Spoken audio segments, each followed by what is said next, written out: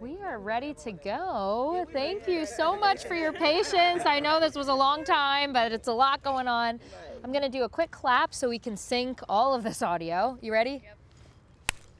Is that loud enough? Okay.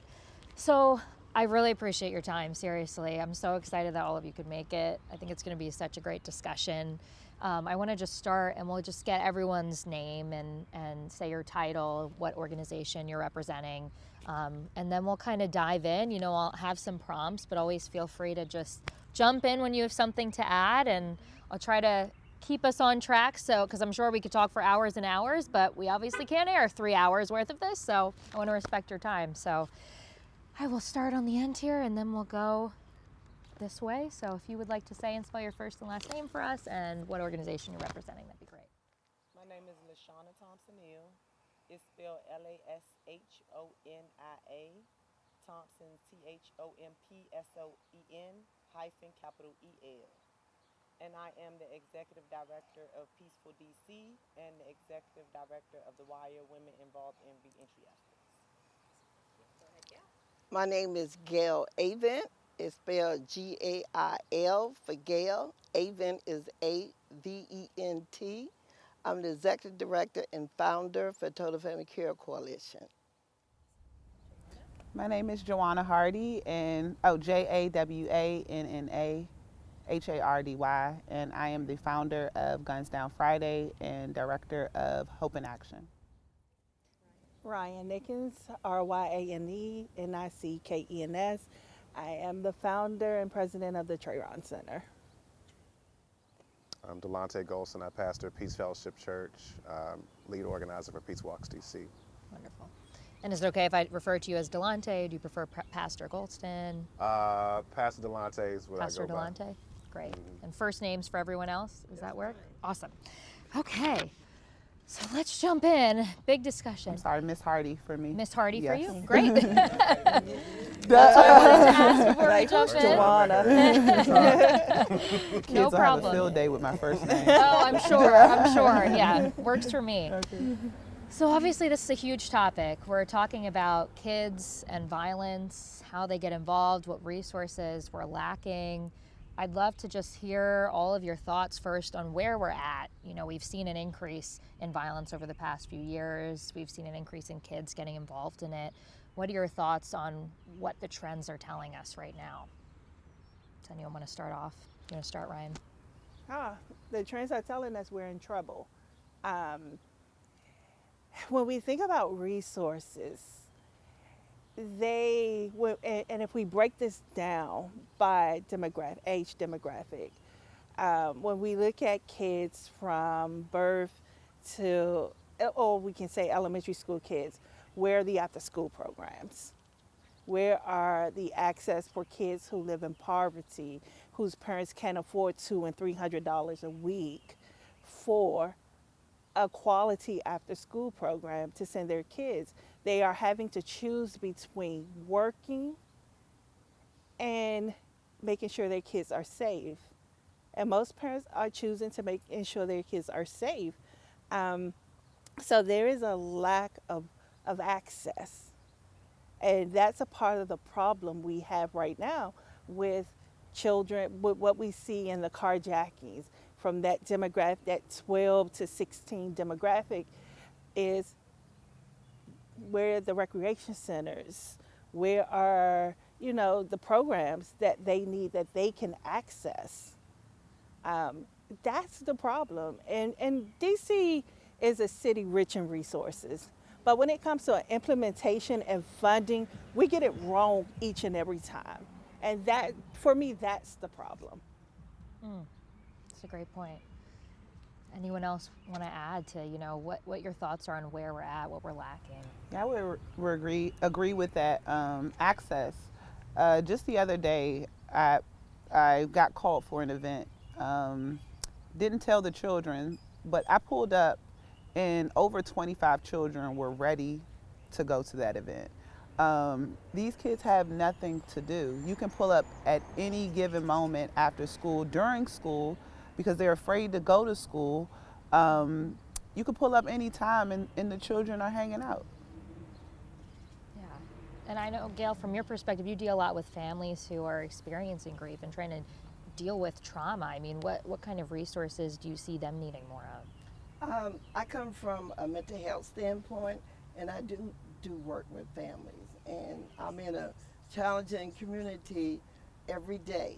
And so one of the things I would like to piggyback off what Ms. Niggins is saying, access to care, because that is a barrier. But also we have to look at what are their daily challenges that they live with every day. And so a few years ago, I had a camp. I had a 5-year-old little boy in it, and he was drawing. He drew a gun. So I said, "Why are you drawing this gun?" He said, "Because my father got killed, my mother got killed, my grandmother got killed, my grandfather got killed." So when you at 4 and 5 years old, you believe I have to arm myself to protect myself because I don't want to be like my other family members. And so you losing the matriarch, the patriarch, and the caregivers. So it's like layering down. And what do you have? You have children living with caregivers, family members, but the child feel like they've forgotten. And then the other thing is they haven't been taught to grieve properly, and what is the process to begin that grief process so they can understand how to compartmentalize that and to say, okay, I lost my parents and my grandparents, but I have a life. I have a life to live. So you have to reinstill some hope and some aspiration to have them connected. What is it you want to be when you grow up? Because the worst thing I see in kids is losing a future. They sometimes say, well, I don't know. 5 o'clock, I don't know where I'm going to be. And that's the truth for them. So we have to look at the person and understand what is the vision that the community have. We so good at developing programs, but is that what the community say they want? Or we just stuff something in because we think it's going to work? So I would like to say he has a merit of problem, but he has a great opportunity for everybody to have some real discussion on what can be a good approach, and use the community, the family, and the youth to say, well, young man, what do you see? What do you want? What can help you? Because those are the questions I don't see get asked. But in my organization, we always ask the parent, what is your goal? Because we don't want to work with them on what we see the goal could be, but what is your goal for your family? And we'll help you. We're here to support you. And you have to change your language. But you can't tell them. You say, well, I want to support you. Sound like a good goal, but maybe we need a little tweaking here and there. But let's take off and see where we end. So that's what I see. That's a great point. I mean, from your perspective. One second. Yep. Did we start this other recorder on the end? Did you? Oh, I did not. Okay. That's what I. That is perfect timing because I was just about to ask you. Good call. So yours is just a recorder that's going on its own. Thank you for thinking of that. Okay. Just give another clap before you next. All right, here we go. Clap number 2. Okay, good timing. Because I was just about to ask you, Lashana, from your perspective, I mean, what are you hearing the community ask for that they think is really lacking for them in terms of resources? Basically the same thing Ryan and Ms. Hardy and Ms. Avent spoke about. People want pro-social activities for young people. And when we say young people, we mean all young people, because young people need an opportunity to thrive. They want to play sports. They need tutoring programs. They need life skills development. They need trauma therapy. They need circle keeping. They need opportunities to heal. What I'm saying from my personal experience, I grew up in Southeast DC. I grew up in Ward 8. And when I was 19 years old, I became incarcerated for a violent crime. So I came home almost 20 years later, and what I'm seeing now is what I saw then in 1993. High rates of poverty, over-policing, state violence, basically criminalizing poor people, and violence is continuing to persist in the community. And so for me, it's a question of, do we want to take a public safety approach, or do we want to take a public health approach? What are we committed and willing to do different than what we've done in the past? Because what we know is the public health approach led to, again, over policing, mass incarceration, caused more trauma, disrupted families, and basically destroyed communities, led to more poverty and more dysfunction. And now what we're seeing is the young people who come from the generation of those individuals who have been incarcerated or either lost their lives in the 90s. So I had 5 sisters when I was growing up. 3 of them passed away. So that means I have nieces and nephews who don't have grandmothers. And so I'm like the maternal figure in my family. So I have 3 generations of people who have been impacted by not just my actions, but the actions of my family members before me. So what we're saying basically is the generational impact of poverty and trauma. And what we need is a community-centric approach. What we need is a strategy that involves and includes the community. Because if the government thinks that they can solve this problem without community, I think we'll continue to see the same cycle of violence and harm taking place. Yeah, and Pastor Delante, I mean, what do we do different? We see the city try multiple different programs. They keep announcing new initiatives. There's so many organizations that are out there, like all of you, trying to do this wonderful boots in the ground work, but we still see these stats going up. So what needs to be done differently, do you think? First of all, it's hard to add to what my phenomenal sisters have already shared. I just have to say yes and amen to everything I've heard. I think the way I see things, I'm just thinking about something that James Baldwin said about riots. James Baldwin once said that riots are the language of the unheard. And when I look at the state of our city, the state of the violence that I see, what I see is violence is the language of the unheard. You ask me what needs to change? We need to listen better. Leadership, one of the things that all of us have learned sitting here is that you cannot lead people that you are not listening to.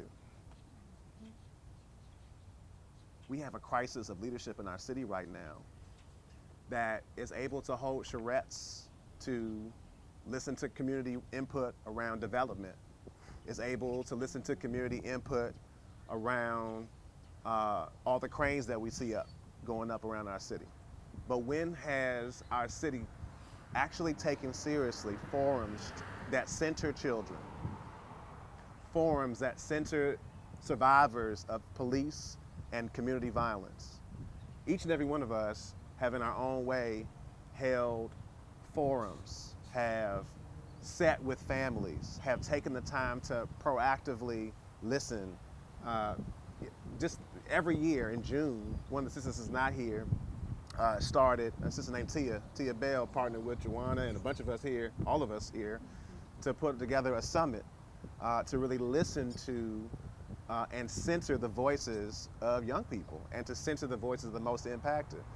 And what I have not seen, what I would like to see more of, is our city really not just having a one-off, but actively and regularly holding community deep listening sessions in our communities so that our young people can drive the solutions around this pandemic, this epidemic that we're in right now. I've done it with peace summits at our church where we've had young people from both at IDEA where our church meets, we've had young people from Hart, we've had young people from a variety of different schools, from Ron Brown. We try our best to center the voices of the most impacted. And so in the same way that we can get Donatelli and Klein to sponsor a charrette, or we can get, you name the developer to sponsor a charrette or a community listening session around where the next crane is going to go up in our city. One of the reasons why we see so much violence is because our young people actually get the message. You're not wanted here. You're not wanted here in this city where you're being raised, where you're being the most traumatized, where you're being the most incarcerated. You're not wanted here. And so if our city and if our leadership care about really ending this violence, we don't just sort of put together something piecemeal, but we really do deep listening sessions in each ward but prioritizing the wards that are the most impacted, Ward 7, Ward 8, Ward 5, Ward 4, Ward 1, while also, being intentional about listening to, residents in 1 and I'm sorry, in 3, 6 as well, for sure, because my sister Gail is in 6. It's a citywide effort. My point is we have to systematically listen. Leadership begins with listening. And listening to more than the Karens who, that every time you turn on, they want to call the police on somebody, and listening more deeply to the Miss Jenkins in our community who also are calling the police, but they're calling the police because they're traumatized, and what they really want to say is we want to be safe, and our imagination is so limited to think that the only way for us to be safe is through more cops, as opposed to more well-trained, well-organized community leaders. Multiplying this movement that you see seated here at this roundtable. Yeah, and in terms of listening, when I've talked to some young people this week, I was just talking to Davon McNeil's younger brother yesterday, and he was saying, I asked him, where do you feel safe? And he said Florida. He has no place in DC where he says he feels safe. Same with his stepbrother, and it's just stark to hear that, and they're growing up here, and how do you, even at that young age, 10 or 11 years old, how do you intercept that and create a place where they feel safe in the city and feel comfortable like they can grow up? I mean, what do you do with a child who's already experienced that kind of loss? I think what we failed to look at is COVID, in my opinion, covered up a lot. It wasn't exposed because we didn't have the opportunity to go out in the community and do some things. So you had built up anxiety, you had built up fear, you had built up social isolation because society says stay in. If you don't stay in, you're going to die. So when you unpin that energy, it has to go somewhere, because energy just don't dissipate. It either grow bigger or it kind of explodes. So is it that we're seeing the explosion of the results of being contained in a pandemic where we was too afraid to live, to even have a sense that we can have a future, because it hit us all. And then you begin to see the young people who just want to live and to be free in spirit and free in mind to say, I feel like I'm part of something now, because a sense of belonging is with all of us. We have a sense of belonging right here because we're sitting here because of one thing. We have one focus in making sure that we can provide the best service we can to families across this city. And for families to understand they can grow and be anything they want to be. And families don't have to be ashamed of what you see is their family, because that's the way it is. Don't make an assumption, but offer them help. They already know what their problem is. They know what they come with, but they want you to be sometimes just a good listener, because they know you don't have the answer. They know we don't have the answer. But if you can just listen to them, that's what they need. They get re-energized and they go off and say, well, I come back later when I need someone to listen to me, or either I report back to you what steps I took. Because everybody won't be self-sufficient. I don't think there's a parent on this earth that don't believe that their family could be successful in society. But if you put all these parameters around a person like the police, oh, you can't be here, you can't be there, and then you want to say we train them to be sensitized. Sensitized where?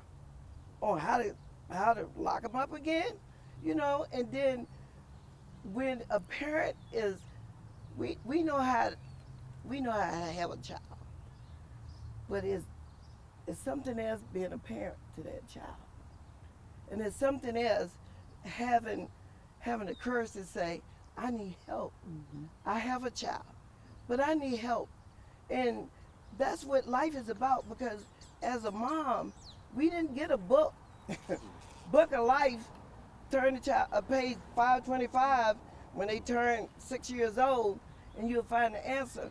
We every day trying to do the best we can under the circumstance. And I'm one of those moms who lost a son to gun violence.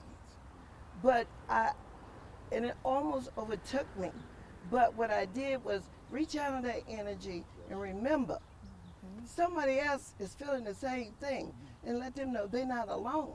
Because I could have just wrote off and just say, I'm just going to deal with this and not look at other people, but I'm not built that way. I have to reach back and let somebody know. And sometimes the only words you can say is, you're not alone. And they can hear that. And that can begin to get their attention that they need to begin to heal. And I think I heard somebody say, the community need to heal. And that's right. And that's what the city leaders are not looking at. They're looking at economic, housing development, what we're not going to get. And they try to say they're going to invest in education. Well, we're not even talking about school-based mental health. That doesn't happen. It's like one of those chess pieces that move all over the place. How do you catch up to it? How do family know that schools have school-based mental health? How do moms know how to access that service? Do moms know that school-based mental health is for the family too, not just for the child? You know, do they know the child can get some help if they're struggling in school?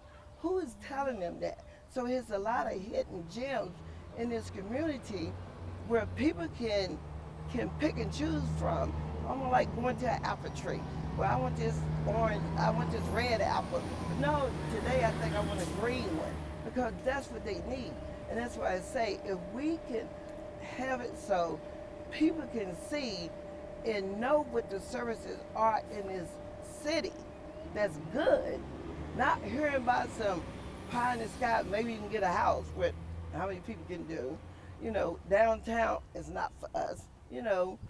So but they just want simplicity. Mm-hmm. They want the opportunity to live and stop marking time. And that's what I saw in that little boy. He was marking time. We had a 14-year-old over there at where I work. He had 2 homicides at 14. 2. And I knew him when he was a little boy at 5. You could have never told me he would murder someone. You know, so they struggle within themselves and they struggle within their family, and they're afraid to peep out to say, I need help. Because they're going to say, well, you know, you messed up anyway. There ain't no hope for you. There's hope for everyone. And we have to look at those opportunities. Even if it looks hopeless, sell them hope. Because I think that could get them to focus and say, I'm gonna stay on this, I'm gonna struggle through, and thank you for being there for each one of us. And I get reports back from families who say, I think about you when you're not around, because I hear what you say. It may not resonate during the time of that conversation, but I remember that later. And that's what we have to continue to do. Be that voice of concern. Somebody had to tell a story. Why we can't tell a story on behalf of those who cannot until they can. And that's what we want the city to understand. The story you're telling, not the correct one. The story needs to be told. It's coming from the community. And you know, we hear a lot that phrase, hurt people, hurt people. So, I mean, what have you found that actually works to reach a child after they've been traumatized before they end up going down that path of acting out by hurting someone else? What works? I think it's what Ms. Gill is saying, that listening and being in that space. It is so much that being a part of that, because with our kids, we see at the Trayon Center, it's just being there, listening, hearing them, not always offering solutions, but simply being there as an adult and loving them, because kids can see your BS. They sense it, they feel it, they see it, and they can call you out on it, and they know who's really there for them. And so it is building around them a community that is, I love you. I'm here. Here is opportunities for you. Because we have seen our kids in the 5 years the Trayvon Center has existed. Our kids, I have been through multiple traumas with our kids in their community. Bringing bullets to the center for show and tell that they found in their neighborhood. Having to cancel our after school program or shelter in place because there is an active shootout happening. Having to hold kids because they're scared to go out the door and they're telling you, they're in your arms crying out, I don't want to die, I don't want to die. And we work with kids from 4 to 14. And so just imagine holding a 9-year-old who is hysterical, just saying, I don't want to die. It is providing that safe and sacred space that that child can say that, but they also have the services to help them go through it and deal with it in the immediate. Because I guess we can go around a table and just count up our traumas that we have experienced from kids to now. I did this with my therapist a couple of months ago and shared it with LaShawnia. I have had over 30 traumatic experiences in a 43-year lifespan, and 25 of those are related to guns. I mean, and when we look at our kids, our kids should not have to heal 20 years later. There should be services and places and things in place for our kids. Mental health services at schools. We talk about it, but when you look at, as Reverend Delonte said, when you prioritize 5, 7, and 8, 1, and some of the other wards where gun violence has been happening for decades, and you have kids, I mean, if you take the kids at Blue and you take the kids at Wilson, the mental health services cannot be the same.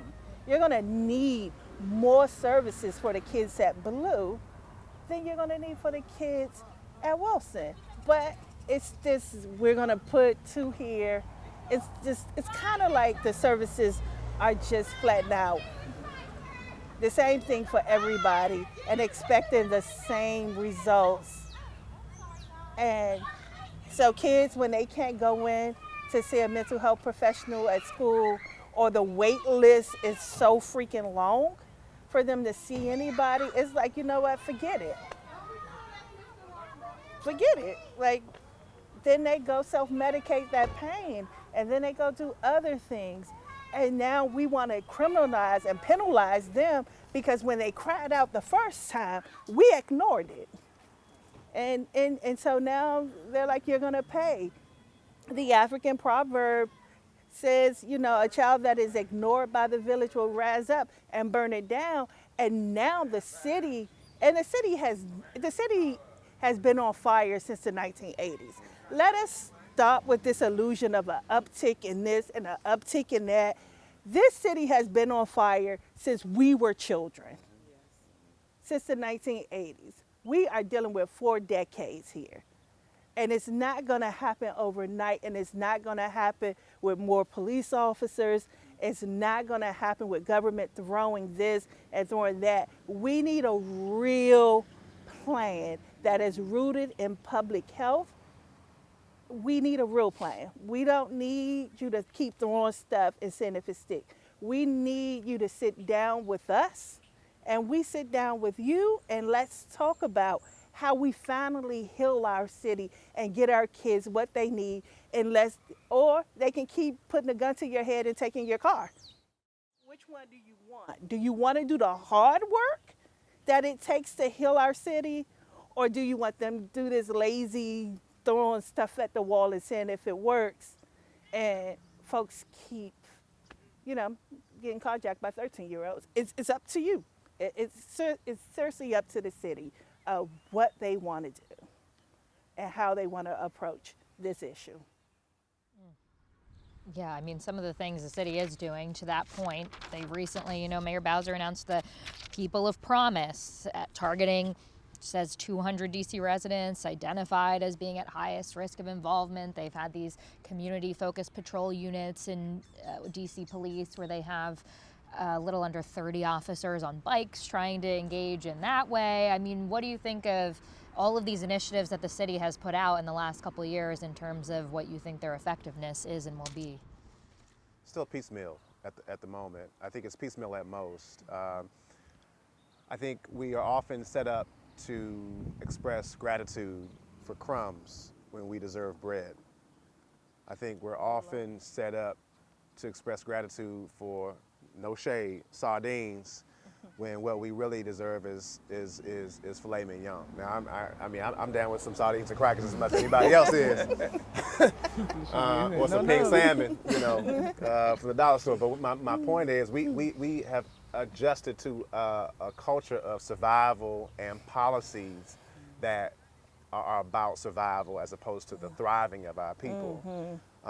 And so, piecemeal approach, a program here and a program there is not going to get us there. Just like we have a Vision Zero for car accidents in our city, just like we have a Vision Zero for bike accidents in our city.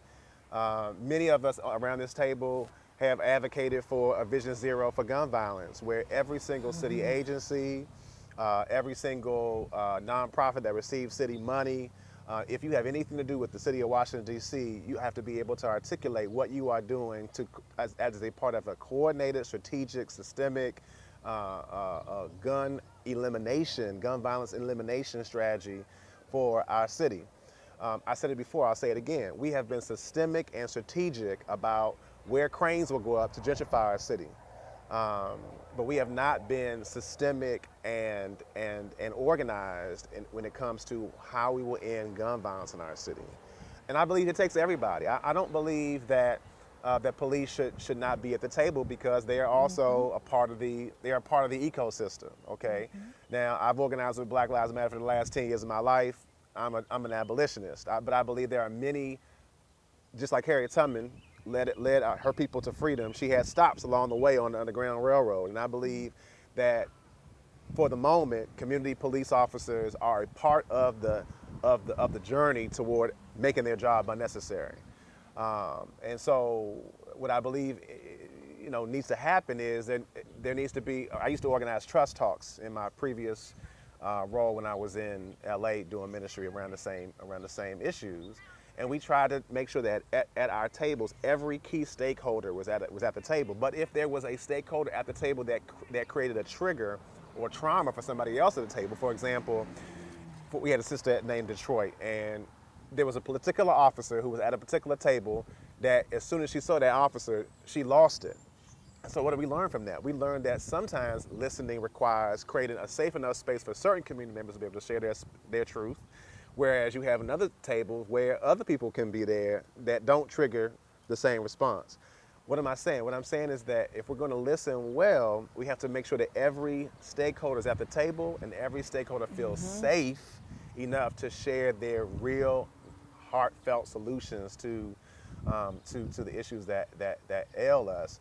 And I will reiterate, I do think that ultimately that does mean that we as neighbors love neighbors. We love our way out of this. We don't police our way out of this, but we have to recognize that in the interim, we do have to figure out how to get, brothers and sisters who are interested in the profession of public safety to do it in a way that humanizes our people and doesn't dehumanize our people. Those are some basic thoughts that I know people around this table have already put energy in. I know people around this table have already put energy into a Vision Zero. It's just, where's the implementation around that? Like, I know that we held a meeting right before the pandemic in March of 2020 with the Deputy Mayor for Public Education, Deputy Mayor for Public Safety.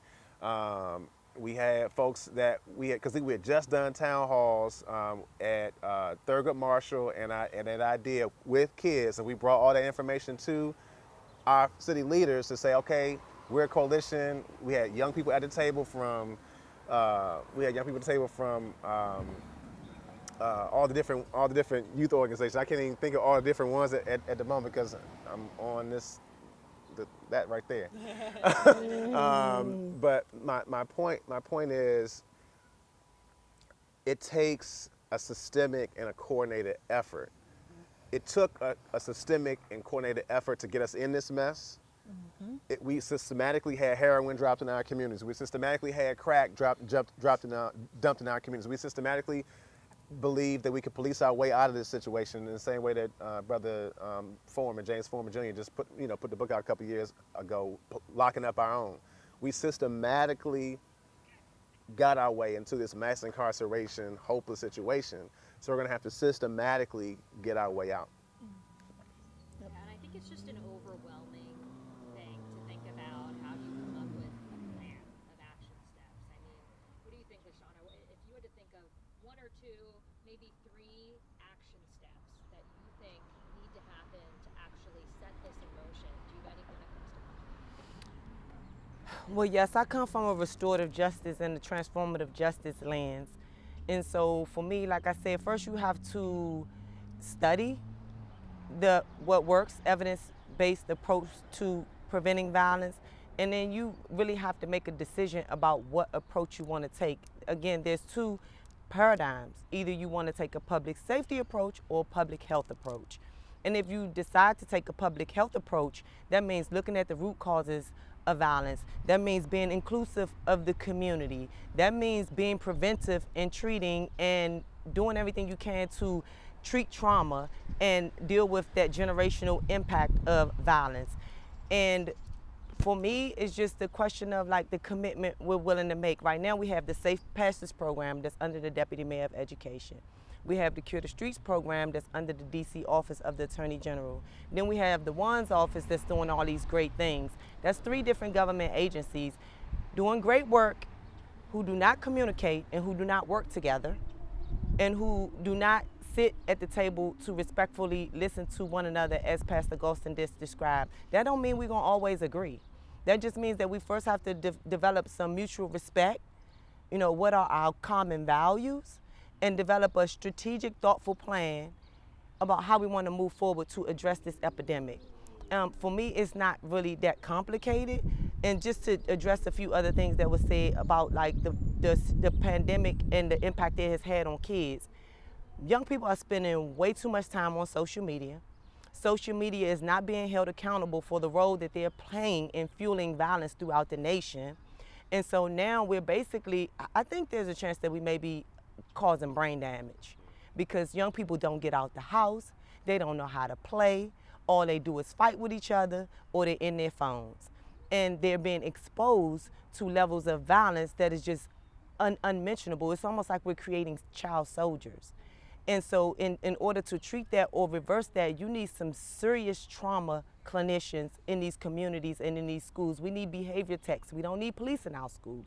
We need people that can help young people to learn how to, basically the impact of trauma, the effects of trauma, inability to concentrate, inability to make good decisions. You're always paranoid. You're always thinking somebody is out to get you. You can't sleep at night. You barely can eat. So this is what our young people are dealing with. And so this is our future. And so until we get serious about, and let's be real, this is about racial justice. It's about social justice. It's about economic justice. I think that a new report is saying that the average homicide costs about $1.5 million. The average shooting costs about $700,000. So it's not a question of do we have the resources to really address this problem. The question is, do we want to? And I don't even know if it's a question about we don't really understand, because like we listen to seek to understand. So we have people who are leading our city who don't want to understand. So we can sit here and talk until we blue in the face and you can come up with a very great segment.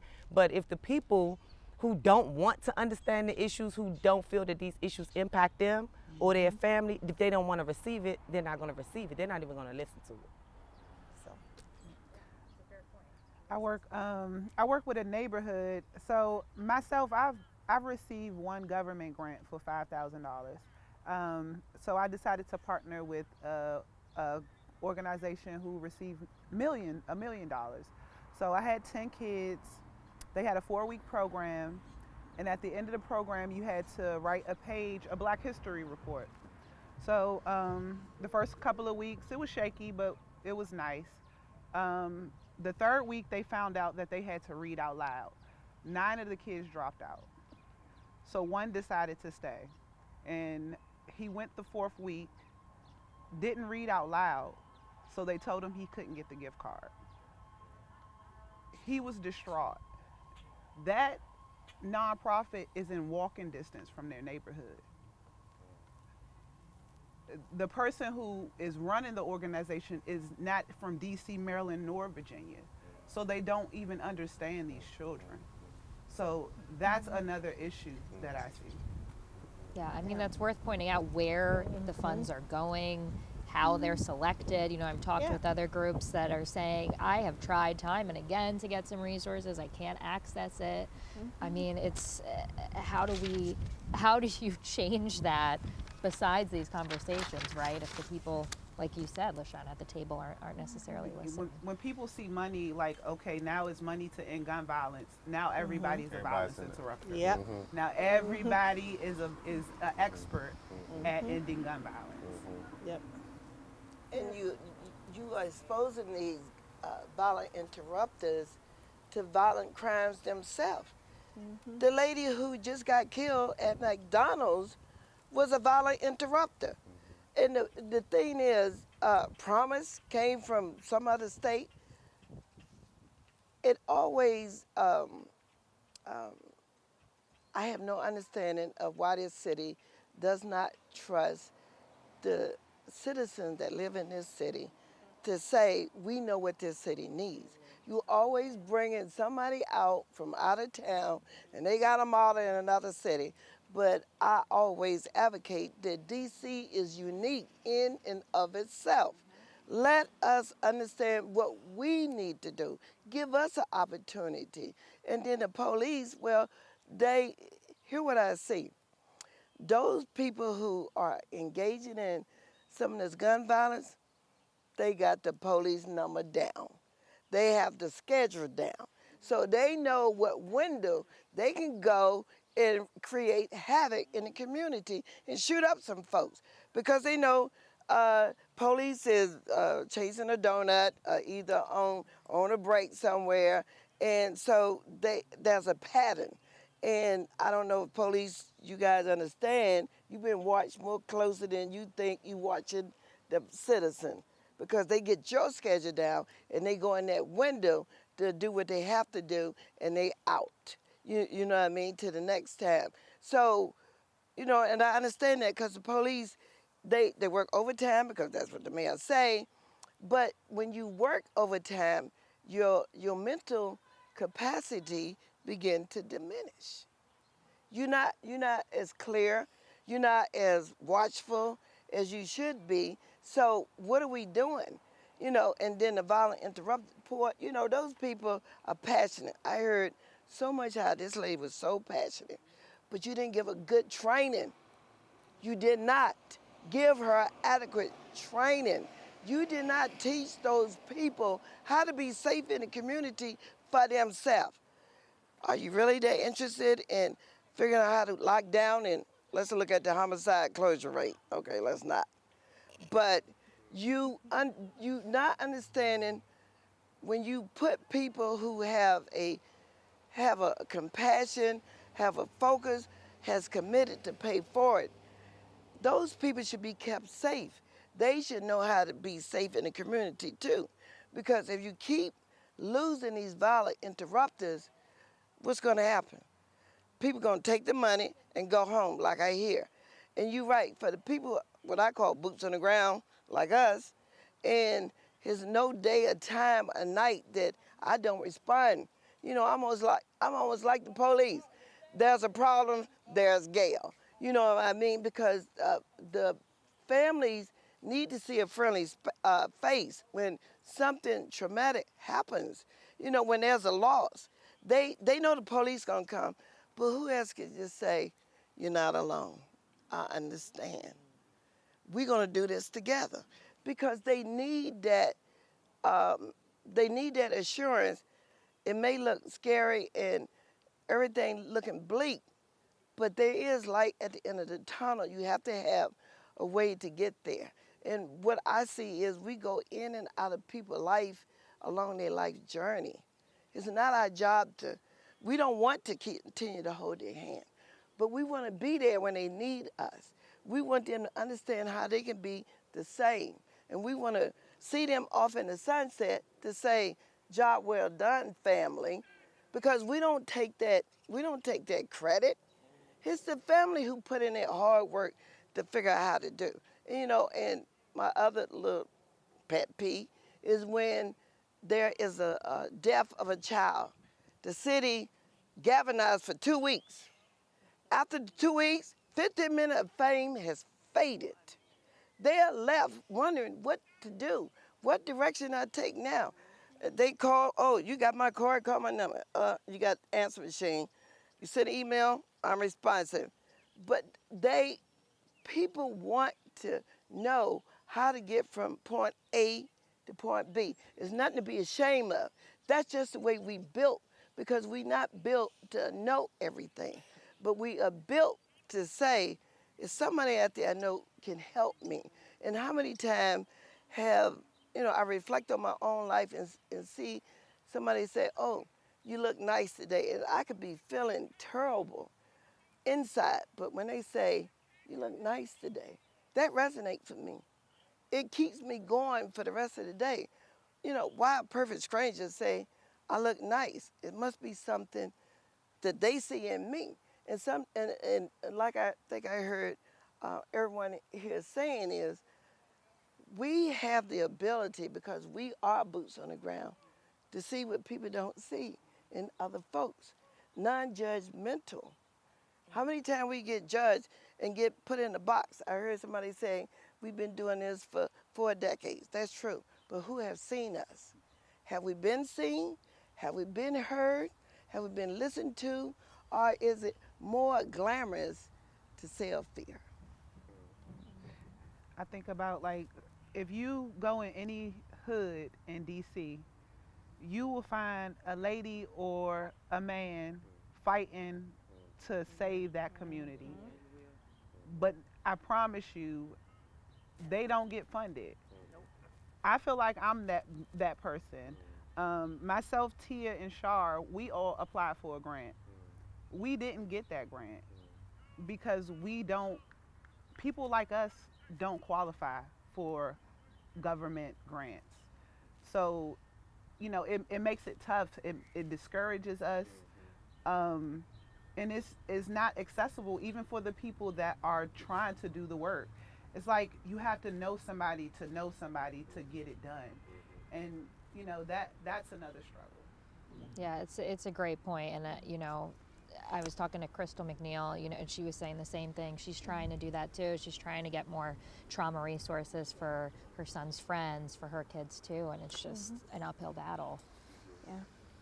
Were you going to share something I'm to that just point? thinking, we see what's happening. We see it, we experience it personally every day because we're talking to the kids. We get the phone calls, we get the emails, we get it.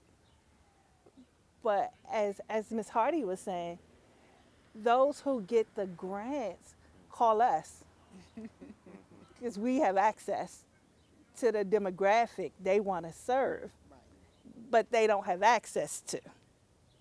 So they call us and then want to pay us pennies or nothing at all to do the work that is funding their organization. I've said no to that.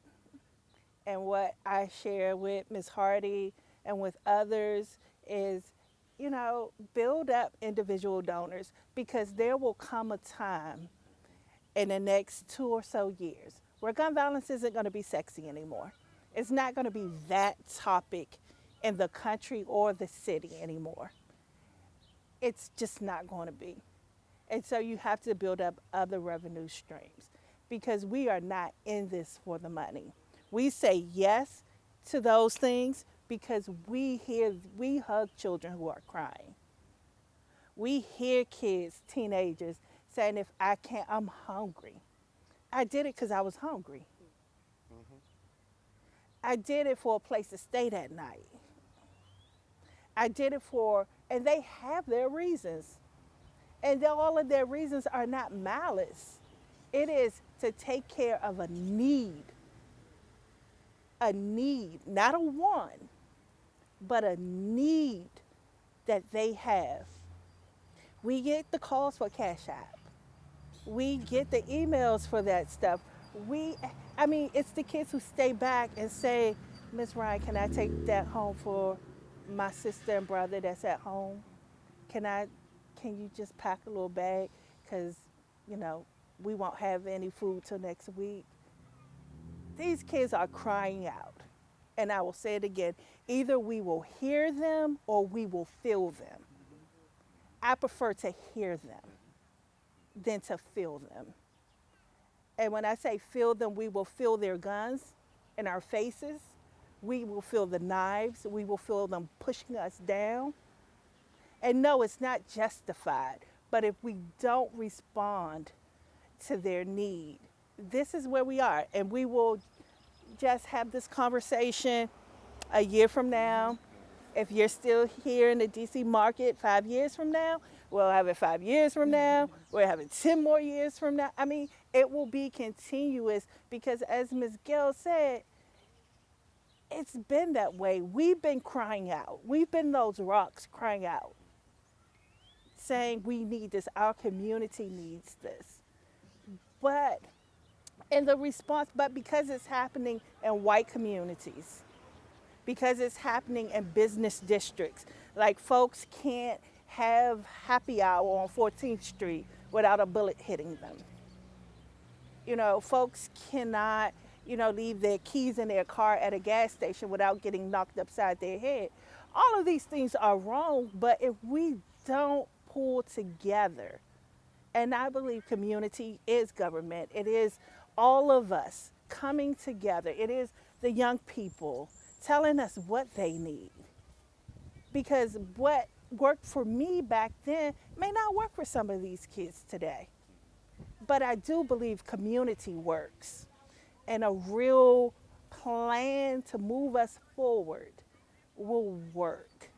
But if we keep doing the same old, and when gun violence isn't that titillating to our politicians and to folks, we will still be here doing this work on a wing and a prayer and trying to help our community, because those grandmothers and those mothers are in those communities with no resources, pulling together their Social Security checks and helping their communities. So let us never leave with a narrative that we don't care about our community, that we're not in our community, and we're not doing the work that traumatized us and continues to traumatize us. But because we show up and we are committed out of love, love is leading the way in all that we do, and so many others, those grandmothers, those grandfathers, those young people who want to see a change, but just don't have the resources. They have the will, but not the resources to get it done. And when the will and the resources come together, we will begin to see a change. But until then, we just count the number of dead bodies and wounded, carjackings, until we get it together as a whole. I'll just add two things to an amen to that sermon. And because I'm just trying to think, I'm trying to zero in on like your question around a couple practical things. So like just a couple quick practical things. Like one thing we're talking about is money. Okay, so that's one thing we're talking about. We're talking about money. Okay. Like it's already been said that a number of us around here don't get no grant. First of all, I don't apply to any of them grants because number one, because I'm one of the main ones to speak out against structures and systems when they don't work, and so I never want my voice to be tainted. I always want to be able to say what I need to say. And so I stay away from that whole piece of it because my call is to hold systems accountable, not to be a part of them. So, but here's the thing though, like in order for this work to be done and done well, it's got to be funded. Okay, so it's got to be, that's the bottom line. So it's got to be funded in one of two ways. It's got to be funded through government funding and it's got to be funded through private funding. That's where the money comes from. Okay, so in the same way that we can find, I mean, $500 million to fund the police department, we can find $500 million to fund violence and prevention and intervention and healing work. Okay, so that's, so when we, for example, when we did some deep listening doing our walks over the course of 2 years, one of the glimmers of hope I am grateful for is that, what's the brother's name, the Department of Recreation, Delano Hunter, is that his name? Yeah, who's over the one's office. I'm encouraged that he's there, and I'm encouraged that Marcus is there because he also came from Parks and Rec. So I'm encouraged that we have a couple brothers that actually understand the need around Parks and Rec in the community. That gives me hope. That gives me some sense that maybe this might be heading in potentially the right direction. But because that's one of the things that I heard over and over again, I continue to hear over and over and over again from our kids is that they want to see more opportunities for play, for engagement, for recreation. So the mayor's getting that message. I appreciate that. That's a message that has been heard. But again, when you look at the dollar amounts, it's all about the details. You know, it's all about the money. Where is the money? I mean, you know, and so when I see still the combined budget of ONES, Cure, Parks and Rec, you can put DBH in there too. You still want Department of Behavioral Health in there, and you can put Department of Employment Services. You still won't get $1 billion. Add them up, you won't get $1 billion. So what I would implore city leadership to do is to really do, and I applaud the work that David Muhammad is doing. I think that report that's coming out is going to be very, impactful when the report comes out around like a systemic look at what's working, what's not. I would encourage the city to take that report and take the recommendations that all of us are giving and come up with some firm dollar amounts. And a good benchmark I like to use is the police budget. I just like to use the police budget because that's something that it seems like people have decided that's one way that they want to fight crime, right? So to prevent crime, we should be paying at least what we're investing in fighting crime, okay? So we're reacting to crime at a rate of $500 million. So what would it cost us to prevent crime? As LaShonya already said, there's already a price tag to every homicide. We know that we're paying for it in terms of funerals. We're paying for it in terms of the actual cost of a homicide. The former mayor of the Department of Public Safety was himself the chief medical examiner. He can tell you it costs that entire process from the shooting to processing the body, to paying for crime victims, all of that, there's a specific dollar amount to that. We're already paying for it, okay? So on the back side, but what would it cost us to prevent it on the front side? And when we put together our Time Is Now proposal in 2019, we said we needed at least $200 million. I was being nice. I was being kind. I was trying to be conservative because I didn't feel like at the time, the ONES office only had, they had $2 million in their budget. At the time, the Cure office had $700,000 in their budget. Carl Racine was having to go to Pepco, Washington Gas, and all these to cobble together funds, even to run an evidence-based approach. And yes, you can make an argument that it's because it's based in Chicago or whatever, it doesn't have the efficacy here. But I've seen the data. The data on the effectiveness of the Cure program is pretty clear to me. So I just think it's a matter of following the money, okay, to have actual at least $500 million around prevention, but then accountability, taking serious accountability. If we're going to take money seriously, we got to take accountability seriously. We can't have all these nonprofits out here that's every time they respond to an RFP, they get the money, but there's no creativity around how funding is actually handled so that it can encourage the upstart. It can encourage the new kid on the block. It can encourage the Miss Hardys. It can encourage the Tia Bells. It can encourage the Jay Browns, people who have been like on the really seriously, Sade, right? Like it can really encourage the folk who have really been like on the ground to at least break them off 50,000. You know what I'm saying? Why are we talking about 5? Well, we at least be talking about 50 to start, right? So I would encourage making sure that the money is there, but then also making sure that the accountability is there. In the same way that we have an Office of Police Complaints, why don't we have an Office of Crime Prevention and Intervention Complaints? We have a serious turnover problem when it comes to our violence interrupters and prevention workers. 1, because they're not paid well. 2, because they're not trained well. But 3, because they're not really held accountable in any systematic and coherent way. So they should be held accountable, but they must be trained well and prepared well and paid well for putting their lives on the line in the ways that they are. But there should be community voices at the table to hold prevention and intervention workers and nonprofits accountable. And I'm not just talking about a council hearing. I'm talking about a board of community members of impacted people who, just like if there's a complaint against a police officer, crime prevention, violence interrupter X and violence interrupter Y should have to come before a community board on a yearly basis to account for the efficacy of their work.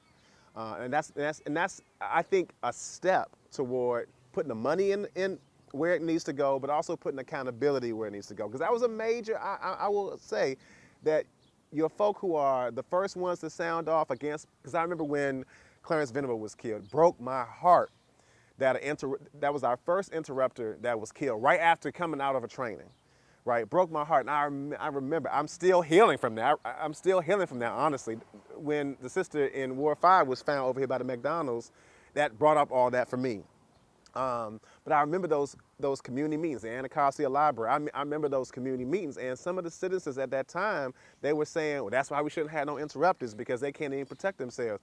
But the issue is about accountability and training. So you do need to have people be well trained to do the work, and they can't have 1 foot in and 1 foot out. They can't have 1 foot in the streets, in the lifestyle that they was in, and 1 foot around prevention and intervention. There has to be serious accountability around that allows. I'm sorry I'm going on so long, but I just hope that I'm being clear that it needs to be funded. But then there also needs to be community-based accountability around where that funding goes. That's the point I'm trying to make. I'm sorry I'm going on so long. I apologize about that. No, but I hope it's a that's great clear. point. Hope Yeah, that's clear. I really understand. It's such a great point, and I appreciate, bringing it back to practical steps moving forward. And I want to ask you, Miss Hardy, based on the fact that you talk to these kids all the time, every day, you do so much for them. Oh my God. I mean, based on what you're hearing from them, what do you think? What are your final thoughts on how we move forward?